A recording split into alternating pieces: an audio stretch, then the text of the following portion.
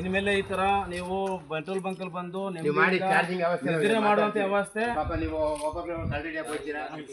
ಇದಾಗಬೇಕು. ಇಲ್ಲಿ ನಿದ್ರೆ ಮಾಡಿದ್ರೆ ವ್ಯವಸ್ಥೆ ಏನೋ ನಡೀತಾ ಇರುತ್ತೆ ಹೊರಗಡೆ. ಇಲ್ಲಿ ನೀವು ನಿದ್ರೆ ಮಾಡ್ತಿದಾರ ನೋಡ್ತಿದ್ದೀವಿ.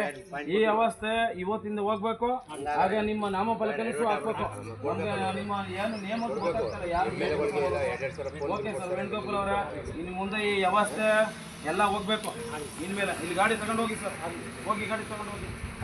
ವ್ಯವಸ್ಥೆ ಚೇಂಜ್ ಆಗ್ಬೇಕು ಸರ್. ಜನಗಳ ಸೇವೆ ಇರೋದು ಪೊಲೀಸ್ನವರು. ಇಲ್ಲಿ ಬಂದು ರೆಸ್ಟ್ ತಗೊಂಡು ಮಾಡಿದ್ರೆ ಯಾವ ಥರ ಮಾಡೋದು?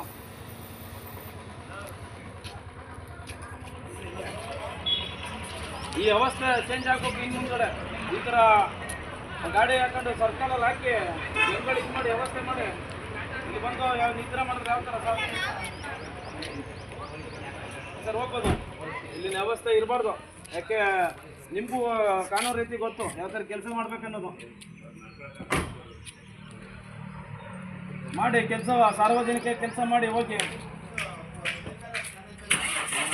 ಅಂದರೆ ಈ ವ್ಯವಸ್ಥೆ ಅರಕೆರೆಯ ಪೊಲೀಸ್ ಸ್ಟೇಷನ್ ಗಾಡಿದು 1112 ಇದು. ಈ ವ್ಯವಸ್ಥೆ ಈ ಥರ ಇದ್ದರೆ ಜನಗಳ ಕಷ್ಟ ಯಾರು ಇದು ಮಾಡ್ತಾರ?